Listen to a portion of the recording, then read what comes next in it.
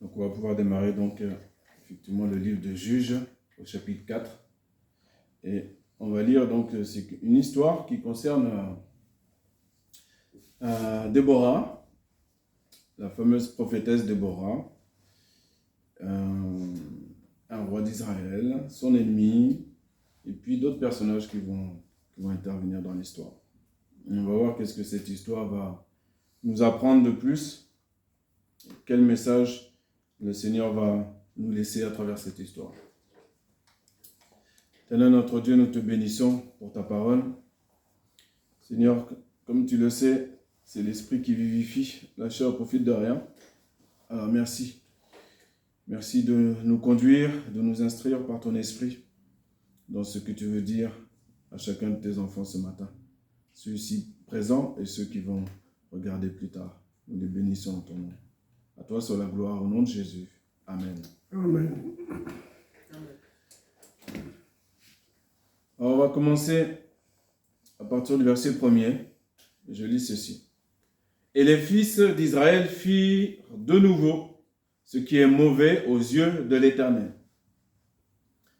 Or, Éhud était mort, et l'Éternel les vendit en la main de Jaban, roi de Canaan, qui régnait à Hatzor. Et le chef de son armée était Sisera. Et celui qui habitait à Harosheth des nations, et les fils d'Israël crièrent à l'Éternel car Jabin avait 900 chars de fer. Et il opprima fortement les fils d'Israël pendant 20 ans. Et Déborah, une prophétesse, femme de Lapidote, jugeait Israël en ce temps-là. Quand vous entendez juger Israël en ce temps-là, cela signifie que lorsque le peuple avait besoin d'entendre la parole de Dieu, avait une affaire à régler, le peuple venait vers Déborah. Ok ? Verset 5. Et elle habitait sous le palmier de Déborah, entre Rama et Bethel, dans la montagne d'Éphraïm. Et les fils d'Israël montaient vers elle pour être jugés. Et elle envoya et appela Barak, fils d'Abinoam, de Kédesh, de Nephtali, et lui dit, « L'Éternel, le Dieu d'Israël, ne l'a-t-il pas commandé? Va et rends-toi sur le mont Tabor, et prends avec toi 10 000 hommes des fils de Nephtali et des fils de Zabulon. Et j'attirerai vers toi, vers le torrent de Kisson, Sisera, chef de l'armée de Jabin, et ses chars et sa multitude, et je le livrerai en ta main. » Voilà une bonne nouvelle. Amen. On a lu au début que pendant 20 ans, les fils d'Israël étaient opprimés par leur ennemi. 20 ans. C'est beaucoup. Toi-même, je ne sais pas combien d'années tu as été opprimé, de quelque sorte que ce soit. Mais ça peut être une longue distance, un long temps, un temps assez long, dans lequel tu es opprimé de toutes sortes. De sorte de manière que tes frères et tes sœurs ne sachent pas, elles ne voient pas, elles ne connaissent même pas. Mais Dieu, lui, voit. Dieu voit. Il a vu aussi, premièrement, pour ce qui concerne contextuellement le peuple d'Israël, puisque le texte commence comme ceci, et les fils d'Israël firent de nouveau ce qui est mauvais. Dieu voit nos souffrances, notre oppression, ok, mais il voit aussi tout ce qu'on fait de mauvais. D'accord? Donc il y a toujours des conséquences aux causes. Il y a des oppressions qui proviennent du fait qu'on reçoit ce qu'on a semé. Et ça, c'est important de bien intégrer ça dans sa tête, que nous avons toujours la terre sur laquelle nous sommes, c'est un chemin de réparation. Tu vis ta vie pendant un temps, un certain nombre d'années, tu fais ce que tu veux. Tu rencontres Jésus, tu rencontres la vérité, le chemin, la vie. Eh bien, tu vas t'engager, tu vas croire en lui, tu vas t'engager vers lui. Eh bien, il va te préparer un chemin de réparation. Il y a des choses que tu auras à réparer et il y a des choses que lui-même va réparer en toi, d'où le psaume 23 qui dit « Il restaure mon âme ». Il restaure mon âme. Mais la manière dont il va restaurer, ça c'est sa part à lui. Mais il y a d'autres choses où il y a d'autres niveaux de réparation où c'est à nous-mêmes de réparer. Ah. Tu vas réparer comment? Peut-être tu vas réparer en fonction. Tu auras toujours la grâce, hein. La grâce elle est là, c'est-à-dire que ton âme est sauvée, il n'y a pas de problème. Mais le chemin que tu fais sur la terre est un chemin de réparation. Et des fois tu ne comprends pas pourquoi ça prend tant de temps que les portes ne s'ouvrent pas devant toi pour différents thèmes, divers et variés. Parce que nous oublions, et on a oublié de nous dire aussi que c'est un chemin de réparation. Il y a des moments où Dieu peut intervenir en 2 secondes dans la vie d'une personne. Pour tout mettre propre, net, et tu vis tranquillement en paix, relax. Et puis, il y a des moments, ça va prendre 7 ans, 8 ans pour l'un, l'autre 10 ans. En fonction de ce que tu étais et ce que tu as fait auparavant. Voilà. Même l'apôtre Paul, la vie qu'il a eue, tout ce qu'il était, tout ce qu'il a fait auparavant, ça a été gracié, ça a été pardonné par Jésus-Christ, bien sûr. Et quand vous regardez sa vie d'après, il a reçu aussi ce qu'il devait recevoir pour réparer, comme pour faire sa part. Celui qui veut vivre pieusement Jésus-Christ sera persécuté. D'accord? Maintenant, il y a la persécution de l'extérieur, parce que tu portes le nom de Jésus, donc on va se moquer de toi, ou on va te faire du mal peut-être, ou mal parler de toi, etc. Et puis tu as quelque chose que tu penses que c'est comme une persécution, mais ce n'est pas une persécution, c'est une réparation. Tu es dans ton chemin de réparation, tu dois réparer toutes les brèches que tu avais ouvertes auparavant. Et tu dois réparer. C'est pour ça que quand on vient à Christ, parfois, en tant que chrétien, on pense que ça y est, on est tout neuf d'un coup. D'ailleurs, dans 2 Corinthiens 5, chapitre 17, c'est marqué, hein, si quelqu'un est en Christ, c'est une nouvelle créature. D'accord? Bon. Et pourtant, on voit des chrétiens, parfois, et on est peut-être tous, très certainement, tous passés par là, mais on peut passer par un chemin de stagnation inouï. On se demande à quelle heure, quel jour, quelle année, on va enfin être cette nouvelle créature-là. Non. Je ne parle pas de la perfection selon la définition humaine, hein. Je ne parle pas de ça. Rassurez-vous. Je ne parle pas de ça. Et à un moment donné, il faut arrêter de craindre, il faut arrêter d'être dans la peur, par exemple. Si quelqu'un est dans la peur, on se rappelle que, 365 fois, c'est marqué dans la Bible, ne crains pas. Ok, on le sait, très bien, on l'a appris. Maintenant, il faut que je l'intègre. Il ne faut pas que je craigne. Donc, pour pas que je craigne, pour que je l'intègre, pour que je le mette en pratique, Dieu va mettre des exercices pratiques justement devant moi. Pour que je puisse passer ces épreuves-là. Il ne faut pas que j'ai peur. Voici maintenant un exercice pratique qui est proposé au chef d'Israël. Le chef d'Israël, là, en tant qu'autorité, le chef du peuple, il n'est pas question ici de Déborah, il est question de Barak. C'est la raison pour laquelle Déborah parle à Barak. Déborah ne parle pas à elle-même. Déborah est prophétesse, elle reçoit la parole de Dieu, elle la donne. C'est tout ce qu'elle a à faire. Maintenant, l'exercice pratique est pour le chef d'Israël, et pour Barak. Au verset 8. Et Barak lui dit, si tu vas avec moi, j'irai. Mais si tu ne vas pas avec moi, je n'irai pas.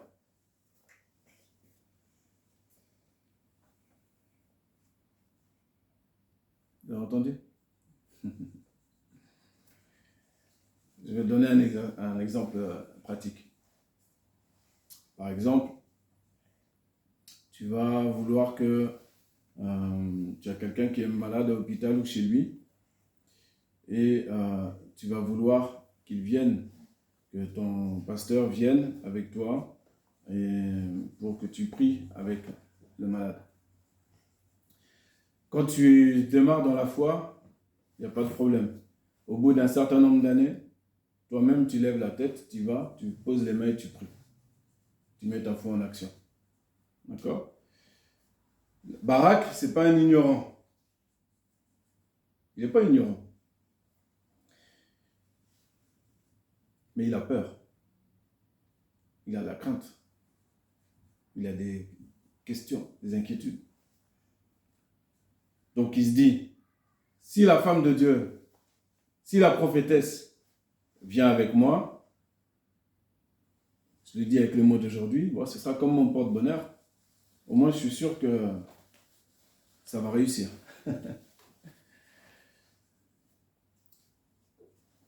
Que l'homme de Dieu, que la femme de Dieu soit là ou pas, c'est pas ça qui fait réussir. Ce qui fait réussir, c'est l'obéissance à la parole de Dieu. On a dit, Déborah a dit, et elle ne se tient pas, vous verrez dans la suite de l'histoire, elle ne se prend pas pour ce qu'elle n'est pas, Déborah. Il y en a beaucoup aujourd'hui qui utilisent son nom pour faire n'importe quoi avec elle, mais elle sait tenir sa position, elle ne fait pas n'importe quoi. Elle est prophétesse, donc elle prend la parole de Dieu, elle la donne, à qui elle doit la donner, basta. Maintenant, verset 9, Déborah va répondre ceci. Et elle dit, j'irai bien avec toi, seulement, ce ne sera pas à ton honneur dans le chemin où tu vas, car l'Éternel vendra Sisera en la main d'une femme. Voilà. Alors, ce qu'il faut comprendre, c'est que, et encore aujourd'hui, la femme a son rôle, l'homme a son rôle. Déborah n'est pas chef d'Israël. L'Éternel n'a pas livré Sisera dans la main de Déborah. L'Éternel a livré Sisera à Barak.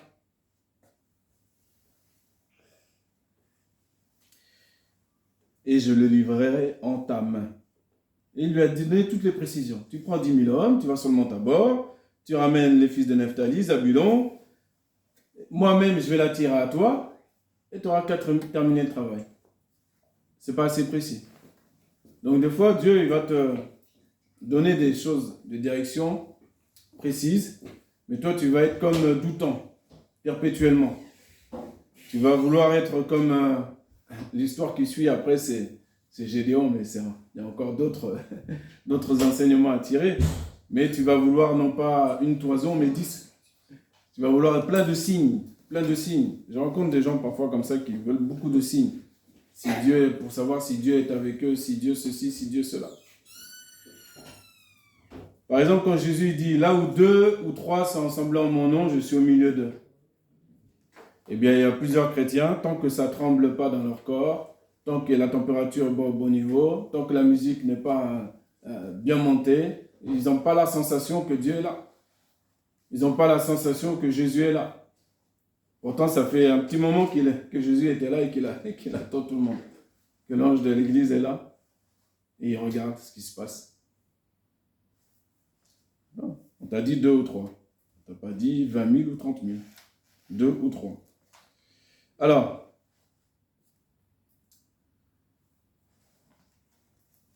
Dieu n'a pas donné l'ennemi dans la main d'une femme. Maintenant que l'homme, lui, ne veut pas, eh bien, il va le donner à la main d'une femme. Et ce sera à son déshonneur. Ce n'est pas que la femme ne peut pas vaincre cet ennemi-là. Pas du tout. La question, ce n'est pas savoir quelle est la capacité d'une femme, quelle est la capacité d'un homme. La question, c'est de savoir qu'est-ce que Dieu a dit. C'est tout. Si Dieu avait dit un enfant, eh bien c'est un enfant. On ne discute pas. On ne discute pas. Mais nous, on discute toujours. On discute toujours avec Dieu. Quand Dieu te parle, ne discute pas. Rappelle-toi exactement les mots qu'il te dit, qu'il parle à ton cœur, quand tu lis la parole, quand tu pries, quand il te donne un songe précis, quand tu essayes d'éprouver si tout vient de Dieu, etc. Une fois que tu as bien scellé ça dans ton cœur, eh ben, tu ne le changes pas, tu ne le modifies pas. C'est tel quel qu'il faut le garder. Alors, on va lire la suite. La deuxième moitié du verset 9. Et Déborah se leva et s'en alla avec Barak à Kédesh. Et Barak rassembla Zabulon et Nephtali à Kédesh. Et 10 000 hommes montèrent à sa suite, et Déborah monta avec lui. Or, Héber le Kénien s'était séparé des Kéniens, fils de Hobab, beau-père de Moïse, et avait dressé sa tente jusqu'au chêne de Tsanaïm qui est près de Kédesh. Et on rapporta à Sisera que Barak, fils d'Abinoam, était monté sur le mont Tabor. On va aller directement au verset 17 maintenant. On sait, Dieu nous a déjà dit, vous lirez l'histoire en entier chez vous, mais on sait déjà que les ennemis ont été défaits.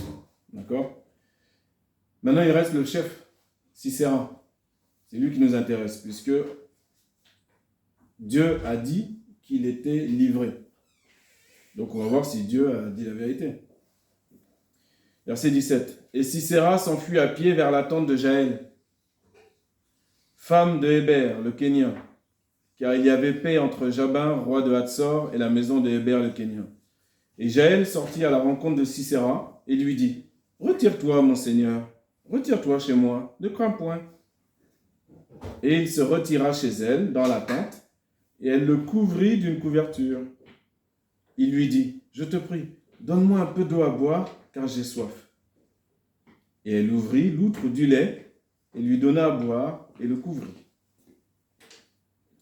Et il lui dit, « Tiens-toi à l'entrée de la tente, et s'il arrive qu'on vienne et qu'on t'interroge, et dise, « Y a-t-il quelqu'un ici ?» tu diras non. Et Jaël, femme de Héber, prit un pieu de la tente, et mit le marteau dans sa main. Et elle vint vers lui doucement, et lui enfonça le pieu dans la tente, de sorte qu'il pénétra dans la terre. Or, il dormait profondément et était fatigué, et il mourut. Quand Dieu parle, la chose s'accomplit. D'accord? Parfois, l'ennemi de l'Éternel pense être au repos, être au calme, avoir vaincu. Le Hamas aujourd'hui pense être au calme, avoir vaincu. Et il sera rasé. Il lui arrivera le même sort. Car cela est déjà écrit. Dans Jérémie 47, le sort de Gaza est écrit littéralement. Vous verrez Gaza dans Jérémie 47. Tout ce que vous voyez aujourd'hui arriver, que ce soit les tempêtes, les tremblements de terre, tout ça qui se rapproche, ce n'est pas la peine d'employer les termes dérèglement climatique, réchauffement climatique. L'enfant de Dieu, il dit simplement, la parole s'accomplit. Celui qui ne connaît pas Dieu, il reprend tous les termes des journalistes, tous les termes de tous les commentateurs. Celui qui ne connaît pas la parole, bien sûr, il va parler comme le monde aussi. C'est pour ça que c'est important de lire la Bible et d'interroger le Seigneur et de se laisser guider. Pas pour devenir un savant dans les prédictions, pas du tout. Simplement pour constater, en toute tranquillité, toi qui es dans le bon camp, qu'effectivement, non seulement tu es mis à couvert, tu es mis à l'abri, et deuxièmement, tout ce qui arrive, arrive. Tout ce qui est écrit doit arriver.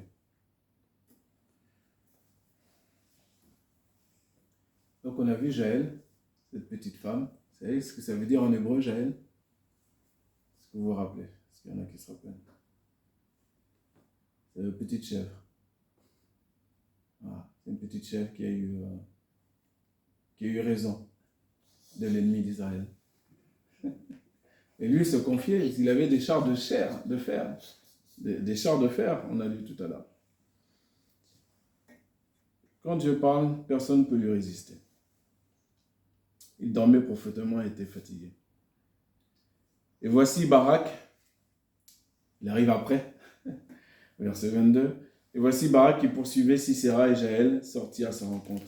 Il lui dit, « Viens, et je te montrerai l'homme que tu cherches. » Et il entra chez elle, et voici Sisera gisait là, mort, et le pieu dans sa tempe. Et en ce jour-là, Dieu abattit Jabin, roi de Canaan, devant les fils d'Israël. Et la main des fils d'Israël avançait toujours et pesait durement sur Jabin, roi de Canaan, jusqu'à ce qu'il eût retranché Jabin, roi de Canaan. À la fin du chapitre 5, il est écrit ceci, après le cantique de Déborah, « Et le pays fut en repos 40 ans. » Il y a 20 ans d'oppression. Une femme relève la tête, une femme en a assez, pas un homme, une femme. Aujourd'hui, que tu sois homme ou que tu sois femme, ça ne change rien. Tu peux relever la tête. Toi-même, là où tu es, tu peux décider que toutes ces oppressions que tu subis, c'est terminé. Et que maintenant, tu vas marcher pleinement par la foi, pas par les inquiétudes, pas par des choses que tu peux toucher, très tangibles, des choses que tu peux comprendre dans l'absolu. Toi qui veux tout comprendre. Non. Tu peux aussi te dire, quoi qu'il arrive, il y a une chose qui est sûre. C'est que là, j'ai tellement de problèmes. Ça, c'est vrai, c'est sûr. Ok. Donc maintenant, ça, je mets ça de côté et moi, je décide de relever la tête et de marcher par la foi. Amen. Amen. Tu choisis. Soit tu fais comme Barak, soit tu fais comme Déborah.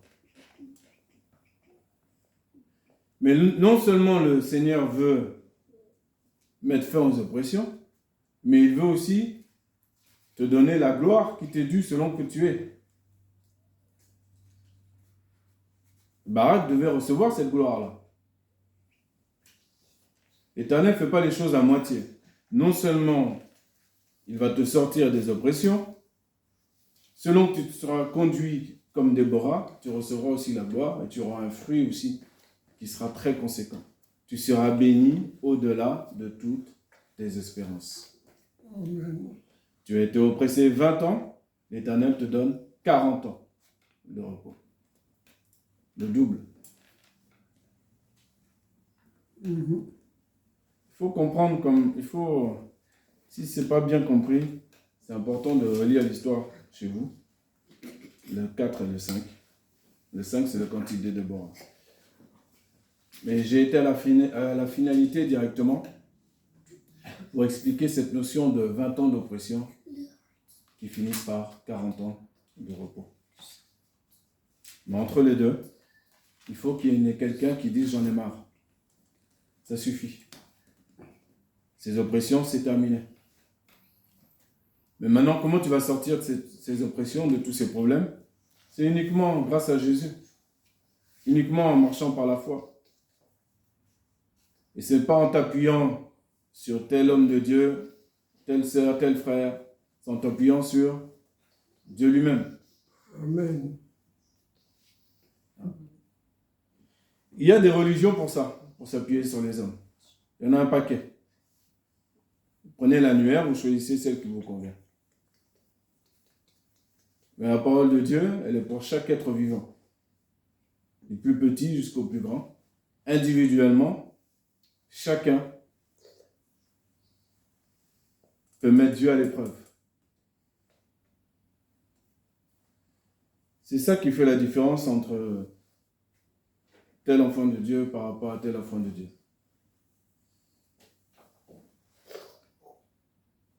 C'est pas une différence qui fait qu'on doit moins s'aimer les uns les autres, c'est pas ça.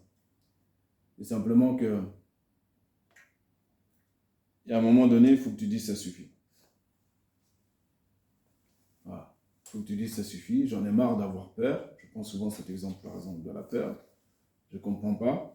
Quand on confond de Dieu, on puisse être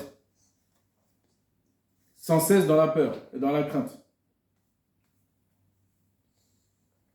Dieu parle, Dieu a parlé, Dieu est responsable de tout ce qu'il a dit. Amen. Et comme ce n'est pas un homme, on a cette chance-là, que ce n'est pas un homme, il est obligé de courir derrière sa parole pour l'accomplir sur ta tête. Mais si toi, il n'y a pas la foi là, si tu ne crois pas, il t'arrivera la même chose qui est écrit dans Hébreux 4. Tu auras été évangélisé comme tous les autres, mais cela t'aura servi de rien parce que la foi n'était pas mêlée dedans.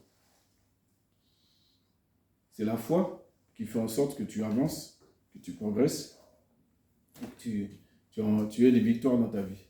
C'est la foi. Ce n'est pas ton frère, ta soeur, ton pasteur ou telle église. C'est ta propre foi que tu vas mettre en action. Un petit grain de sénévé, une toute petite graine de foi peut déplacer des montagnes. Tu le sais, mais tu ne le fais pas.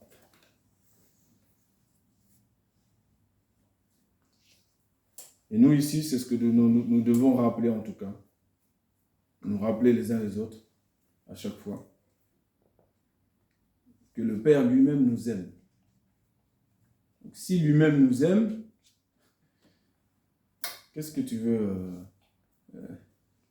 qu'est-ce qu'on va entendre encore? Si ça ne pénètre pas en nous, ça signifie qu'il faut que je continue tranquillement, et Jésus va nous encourager à connaître plus Dieu. J'ai entendu parler de Dieu. Job avait aussi entendu parler de Dieu. Il a mis des actions en place selon ce qu'il a entendu parler de Dieu, mais il ne le connaissait pas, comme il l'a connu après son épreuve. J'avais entendu parler de toi, mais maintenant, mon œil t'a vu. C'est-à-dire qu'il avait déjà des enfants, une femme, du bétail. Mais cette phase-là, c'était « j'ai entendu parler de toi ». Il n'avait pas vu son père encore, dans sa femme, dans ses enfants, dans son travail, dans tout ce qu'il possédait. Il était dans la partie « j'ai entendu ». Tu ne considères pas, tu ne vois pas Dieu dans la personne qui est à ta gauche, à ta droite. Donc tu ne connais pas encore bien Dieu. Il faut demander à Dieu de se laisser connaître de mieux en mieux. Et avoir la même humilité que Job pour finir. Et dire voilà, instruis-moi. Instruis-moi. On dit à Dieu, instruis-moi, donne-moi l'instruction.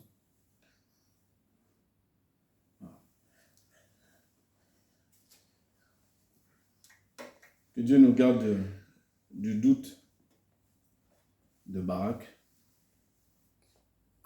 Parce que certes, le peuple a eu la paix pendant 40 ans, mais ce n'est pas à cause de Barak. C'est à cause d'une petite chèvre. Voilà l'histoire qui restera. Et quand Dieu met un chef quelque part, le chef représente l'autorité de Dieu et doit avoir la gloire aussi sur sa tête. Et ça, Déborah l'avait bien compris.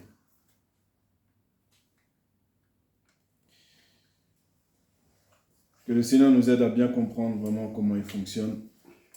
Et ça nous évitera beaucoup de questionnements, de désagréments. Et ça nous donnera encore beaucoup plus confiance. Et ça doit nous donner encore plus confiance en lui. On a confiance pour prier, pour chanter, c'est bien. Mais il faut avoir confiance aussi quand viennent les tourments. Il y a un proverbe qui dit que le juste, il ne craint même pas quand il y a une mauvaise nouvelle qui arrive. Son cœur, il reste ferme. Même s'il y a une mauvaise nouvelle qui arrive, son cœur reste ferme, il ne tremble pas. C'est ça qu'on doit atteindre comme niveau, si j'ose dire. Pourquoi on ne va pas trembler? Ce n'est pas que la mauvaise nouvelle soit une mauvaise nouvelle qui soit neutre. Non. C'est que Dieu est là. Amen. Si Dieu est là, il y a des frères à nous qui se sont laissés couper la tête par Daesh et qui n'ont pas changé de religion. Parce que Dieu était là. Ça, c'est les événements les plus récents. Mais les plus anciens, il y a Étienne qui se laissait lapider et qui a appliqué la parole jusqu'au bout. Parce qu'il sait. que Dieu est là. Éternel notre Dieu, nous te bénissons pour ta parole. Amen. Merci encore, Seigneur mon Dieu, de nous donner le courage, Seigneur mon Dieu, l'intention, cette énergie là qu'a eu Déborah, Seigneur mon Dieu, que tu as mis en elle, en vérité. Toute impulsion, Seigneur mon Dieu, tout ça, tout vient de toi. Tout vient de toi. Tu as corrigé ton peuple pendant un certain temps et tu attendais simplement que quelqu'un relève la tête, il se souvienne de toi, crie à toi. Et ensuite, tu as donné quelle serait avec précision la résolution de leurs problèmes. Aide-nous, Seigneur mon Dieu, à ne pas craindre, Seigneur mon Dieu, à te faire pleinement confiance et à marcher par la foi, Seigneur mon Dieu, et non par la vue. Par la foi, ce n'est pas... Donne-nous vraiment des oreilles spirituelles, Seigneur, qui discernent aussi vraiment tout ce qu'on doit entendre pour savoir quelle est ta voix. Car tes brebis entendent ta voix et elles te suivent. Et c'est ça, mon Dieu, que vraiment nous souhaitons encore ce matin. Que tu donnes vraiment à ton peuple cette assurance en toi. Une grande assurance, Seigneur mon Dieu. Et tu béniras ton peuple au-delà de toutes ses espérances. Oui. Merci. Merci, Père, pour toutes les histoires qui sont dans la parole.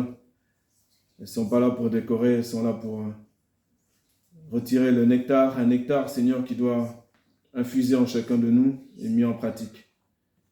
Merci, mon Dieu. Merci pour ta pédagogie. Merci pour ta bonté, ta miséricorde qui durera toujours. Merci encore, Père éternel, pour vraiment cette véritable nourriture vivante qu'est ta parole. À toi soit la gloire, Père. À toi soit l'honneur, la puissance au siècle des siècles. Amen. Amen. Amen.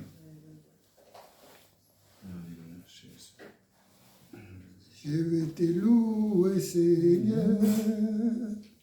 Je vais te louer de tout